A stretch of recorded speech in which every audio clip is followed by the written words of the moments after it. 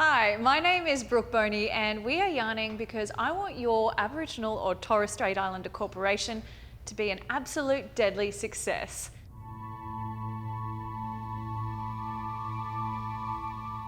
The more we can help serve our people, the better off our communities will be.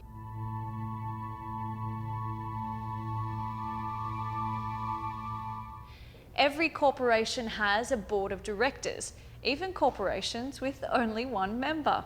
The board has a very important job to do.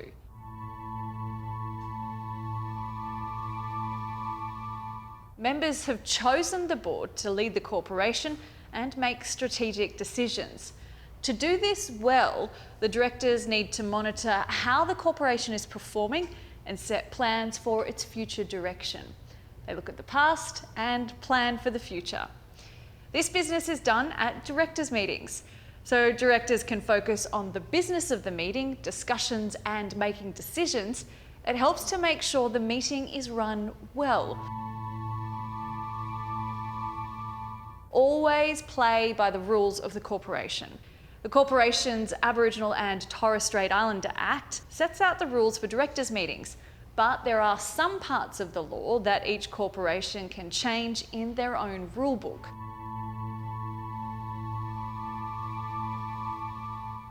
So, let's begin at the beginning.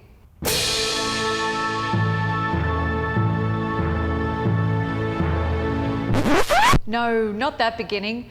We're talking about the beginning of a meeting. Firstly, you need to choose someone to chair the meeting.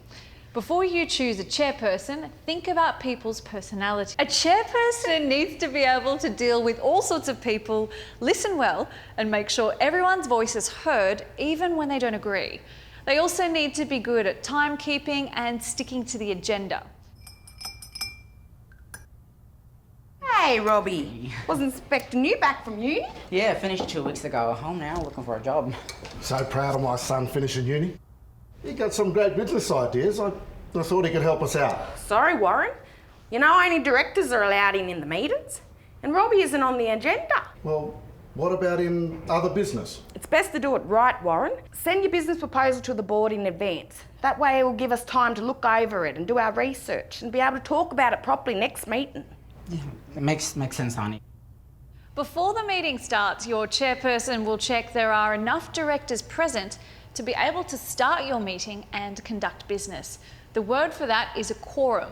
The CATSI Act says a quorum for a directors' meeting is a majority, more than half of the directors. You need a quorum to be present for the whole meeting. If someone leaves the room to go to the toilet or for a smoke, you need to check you still have a quorum. If you don't, you can't make any decisions while they are out of the room. Remember, a quorum for a directors' meeting is a majority of all directors. It's a bit like a footy team. You need a minimum number of players to get a game started and to keep it going.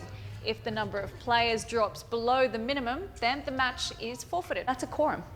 The other thing the chairperson will do is appoint someone to take the minutes. Maisie, you right to get started? Yep, all good. Well, good morning, and I'd like to declare the meeting open and acknowledge the traditional owners of the land on which we hold this meeting. I've asked Maisie to do the minutes for us again this week. We could all stick to the agenda because we have a lot to discuss. In the weeks before the meeting, they have written out an agenda. An agenda is a list of what's going to be talked about and may include things that have to be voted on. Directors can put things forward to be on the agenda, but don't put too many things down or the meeting will go on forever. Okay, we've got a couple of apologies. First is from Peter Walker. He's away for a few days at a family funeral. And second is from Jack Widgerow. He's at a conference. Condolences to Peter and his family for their loss. Apologies accepted. Is there any other apologies? Has anyone heard from Gordon? Sorry, packing up his fishing gear and car there the other day. I think he's gone up to the lake. It is important that corporations keep good records. The chairperson accepts any apologies from people who aren't present. If you're a director and you can't make it, you should let the other directors know, as some corporations have rules about the minimum number of meetings that a director must attend. Okay, we have conflicts of interest. We have Terry's son, who is a staff member. My husband currently holds the contract for the cleaning products. Do we have any updated conflicts? Now, in our communities, it's often going to happen that people from the same family will be on the same board, or they've got close links to employees of a corporation. There's nothing wrong with that, but sometimes you've got loyalty to your people, and that may come into conflict with your director's duty to act in the best interests of the corporation. For example, when directors need to decide who wins a contract. That's called a conflict of interest. There is a right way to handle it. I think we might need the bus repaired, so I see it's on the agenda for later. So I declare that my son owns the local mechanics. Thanks for that, Warren. Noted. If we hire a mechanic, we'll make sure to leave you out of the decision making. Maisie sent out our last minutes shortly after the last meeting. I also included them in the papers you sent last week as well. Everyone has had plenty of time to read the minutes, yeah? Is there any changes you want to make? No? The next thing to do is accept the minutes of the last meeting. Accepting the minutes means everyone agrees that those minutes are correct and are a proper record of what was talked about. Minutes are an essential record of what decisions were made and the reasons why. I can't see anything on this about the storm damage. It doesn't say how much the storm damage costs. Chris, you there, mate? Coming. Can you come in?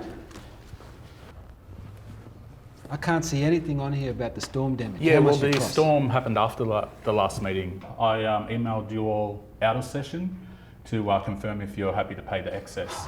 So, Okay, so move that the minutes of the last meeting be accepted. I second that. All in favour? yeah. It is important that corporations keep good records.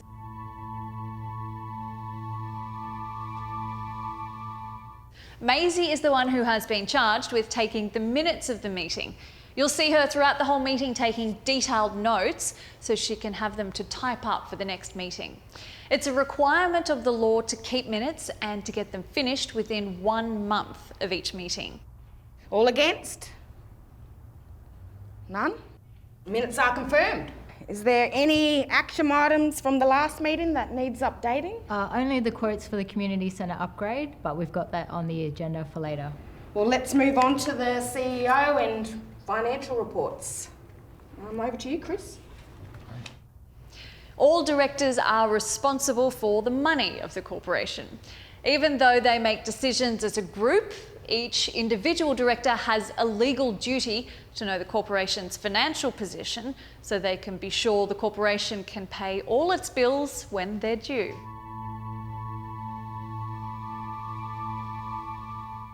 Even if the corporation employs a manager, bookkeeper, or other staff to look after the money, including keeping track of it going in and out, the directors are still legally responsible for it.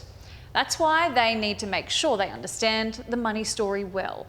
So the extra income that we've been generating from the 2 new cleaning contracts, that's been a great help for us. And if we can just get our foot in on the landscaping contract, that would also be really handy. Now, on to the not so good news.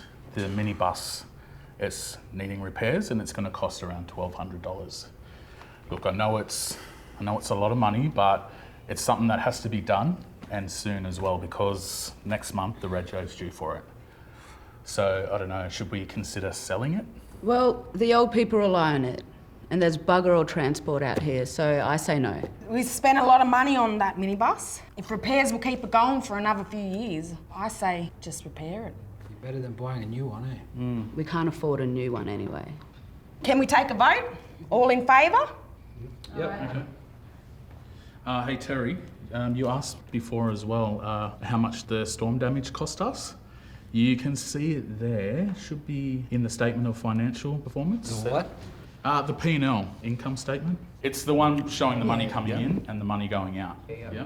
Everyone's got that? Yep. Under the expenses list, you can see the insurance, the excess was $300. Luckily we had paid that though because the repairs totaled over $6,000. On to some good news though. we've just got the second part of the grant through for the upgrading of the community centre. Yeah. So everyone. So has anyone got any questions for Chris why he's here? The trainees, the 4 names here, are they ready to start? When do they start? 2 weeks. Yeah. While directors are responsible for hiring the CEO, they leave the business of hiring and firing any other staff to the CEO. The directors hire a CEO to run the business for them, not for them to keep doing that work. Hey, what's this amount here? It says media. Well, we're doing ads now or something. What? You want to be a star, Terry? Maybe we could get Warwick Thornton to director, or get Aaron Peterson to play you. He's too handsome, butter. No, it's that ad in the local paper. Get comments from community about that new centre. Chris, what's the result from that ad? Look, we got nearly 100 responses, a few common themes, so I'm doing up a report. I'll get that out to you guys this week. Is there anything else? Oh, don't forget, there's a list of bills there that need approval too. Well, I'll put it to the meeting that the account submitted be passed along with the CEO and financial reports. All those in favour? Yep. Those against? All right, passed. Thanks, Chris. We'll let you get back to your work now. Okay. Before you go, Chris, all those bills that we passed in the last meeting, did they get paid? Yes. Yeah, all on time? Yeah, they're all in the expenses list there. Maisie helped me with all the paperwork. Thanks, Maisie. Yeah, Warren, I'll never be late with paperwork again after last time. You know, those suppliers, they're fierce when they want their dollars. Some of these bills are for less than $500. Maybe we should think about increasing how much Maisie and Chris can pay without needing to consult us. Hey, look at you, Eddie, doing all your corporate governance homework. Hey, you too dilly, brother. Director Eddie there talking about financial delegations. As a corporation grows, it makes good sense for the directors to delegate more of the work and more responsibility to the staff. Remember though, as directors, you need to keep the corporation's money under control. It's a good idea to check your financial delegations every year. That's not a bad idea, Ed. It's been a while since we adjusted the delegations, but we need to push forward. We'll put it on the agenda for next week, huh? Okay, so if that's all, guys, thanks for having me. I better get back to work. Thanks, Chris. Right. See ya. Next on the agenda is correspondence. If the corporation has received any letters, emails or calls, say from someone in the community, the local land council or the registrar, these are tabled and discussed so everyone knows about them and can agree on a response to them. We have a letter here signed by 20 members requesting a general meeting. Apparently they weren't happy with us not approving the project they put forward. Really? It's not going to work. No, I don't think she's everyone. We're doing a good job. We're bound by the rules to consider the request for a general meeting. We can't ignore the law. If we do, they have every right to complain to the registrar. I don't think it's unreasonable to let the members hear the full proposal. They have every right to hear our opinion and why we declined it. Every right to see the full picture. Our AGM isn't till, 10 months away?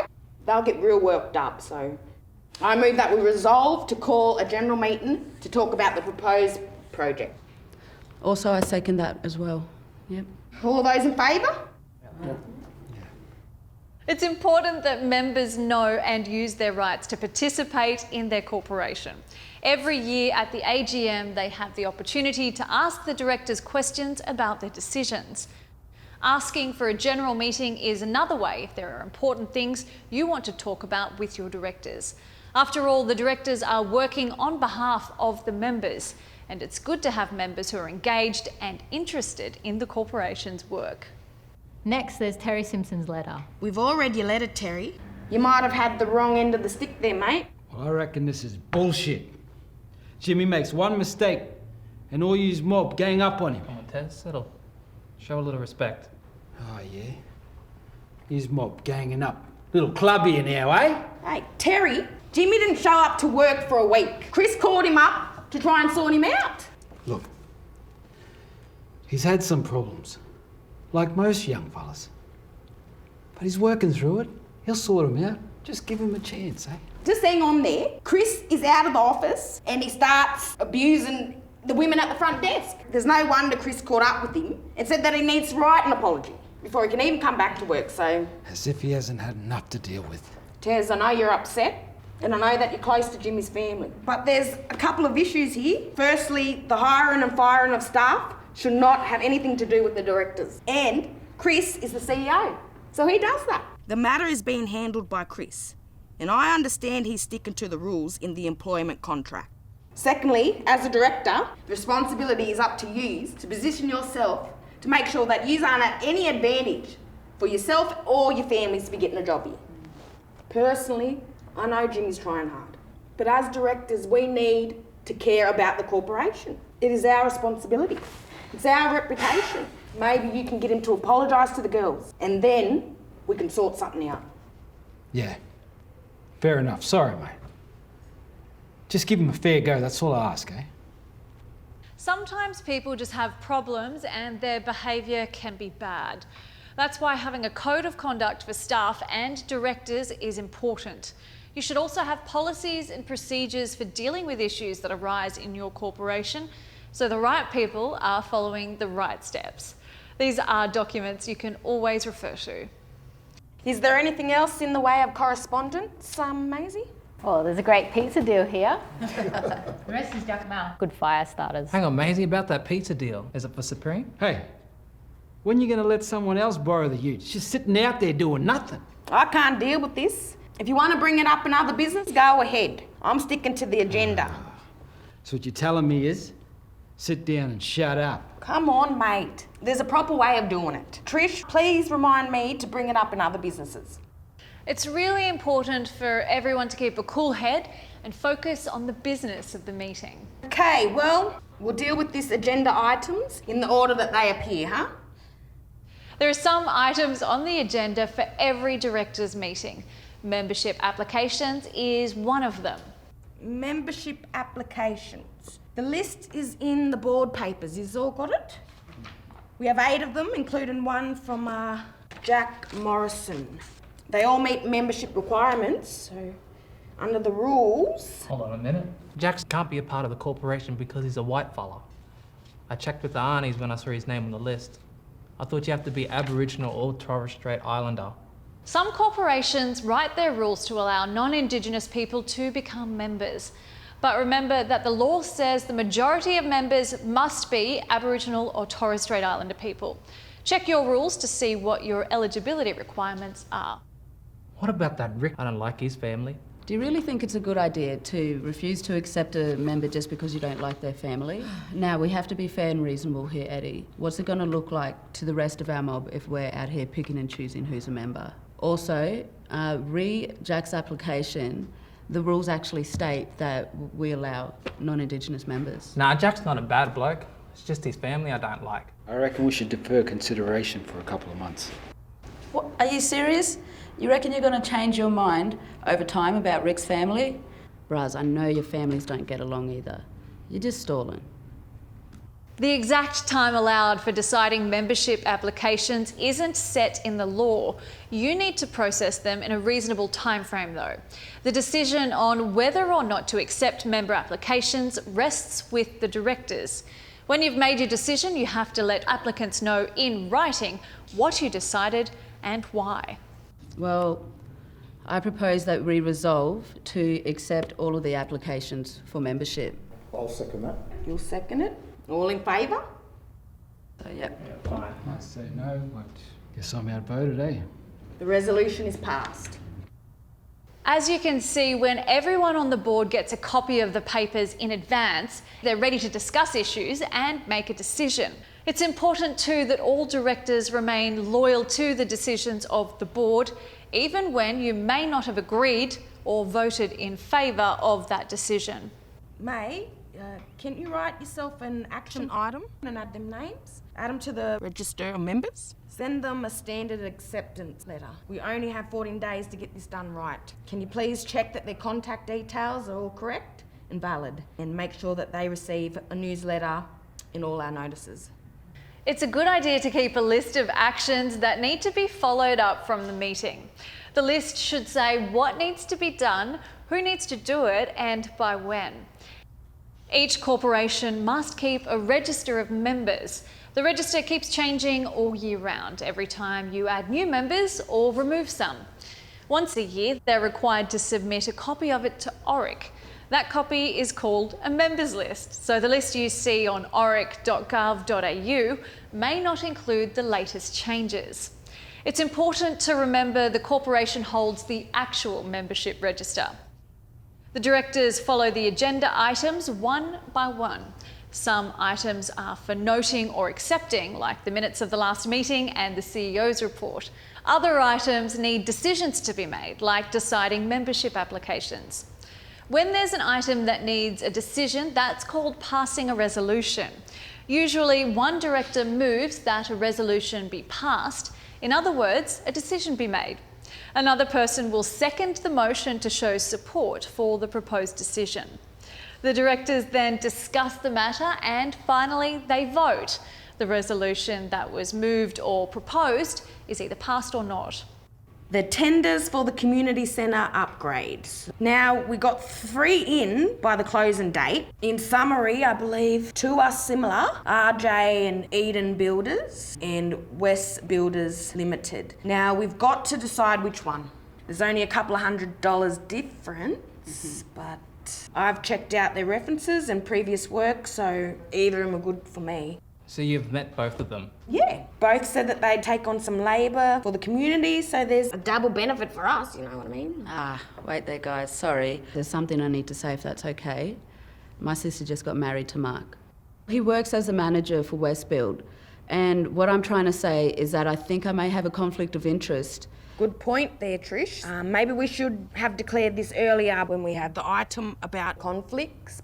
Sorry, guys, I know. I just wasn't thinking, he's new to my family. I just thought about it now.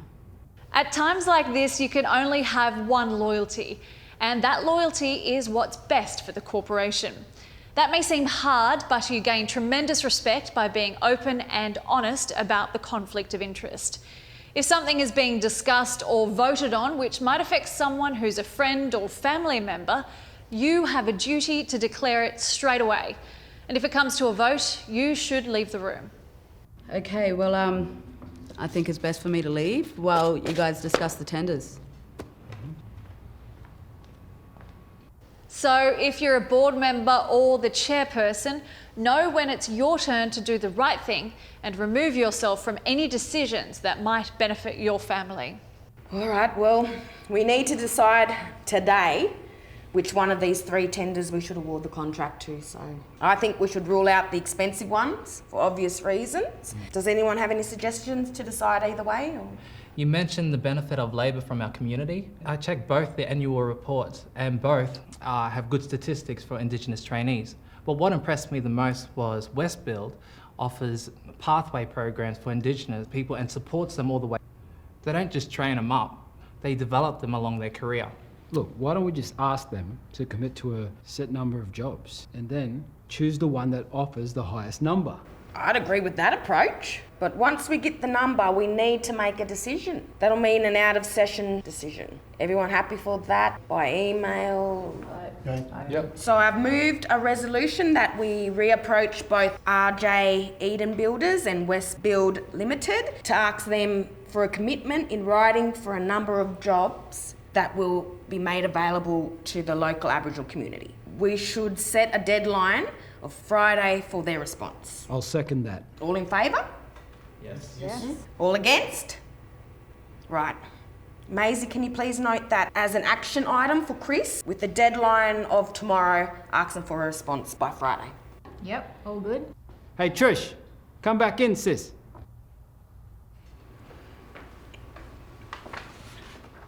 The directors have agreed to make a decision outside the meeting. This type of decision is called a circulating resolution. It's called this because the proposed resolution is written down and circulated to all the people who are entitled to vote on it. The main difference is that to pass a circulating resolution, it requires every director entitled to vote on the matter to sign the document saying they agree to the resolution. It's called a unanimous agreement. The resolution is passed when the last person signs it. Okay then. I don't have anything else on the agenda. You need to ask Terry about the ute. Oh, yes, yep. Sis, I've had just about enough of you. The car, the minibus, every stinking thing. And your stupid husband contracted on? What's this? Use mob want everything. You know what? My old man was right. Why use mob such a bloody greedy mob? Terry, please, don't take it personal. There's no need for it. The ute is the property of the corporation, not the directors, not the members, not mine. If you need to use the ute or something like that, there's a ute protocol. See Maisie and fill out the paperwork. Right. Although it's the way of our people to share what we've got when we can, that doesn't work when you're running a corporation. Money and the assets like cars and or equipment belong to the corporation, not the individual. A strong corporation is going to help your community a lot more than one that's bled dry and has to close down because everybody tried to take a piece of it. Now, for the final item, let's set the time for our next directors meeting. Monday, a month from today. That'll be the 3rd. I declare this meeting closed. Thank you. What was the other thing? Oh, that's right. Sometimes there are matters that arise that only the members have the power to decide, or issues you might find your board can't come to a decision on, or perhaps you want to find out what all of the members think of an idea. In most cases, you'd be able to put these matters to members at the annual general meeting. But if you can't wait for the next AGM, that's when you might have a reason to call a general meeting of members. It brings all the members together to address the issues. Make sure you advertise it and give it the right amount of notice so everyone knows it's coming up. Don't forget the Registrar of Indigenous Corporations and his mob, Oric. They can give you a lot of useful help.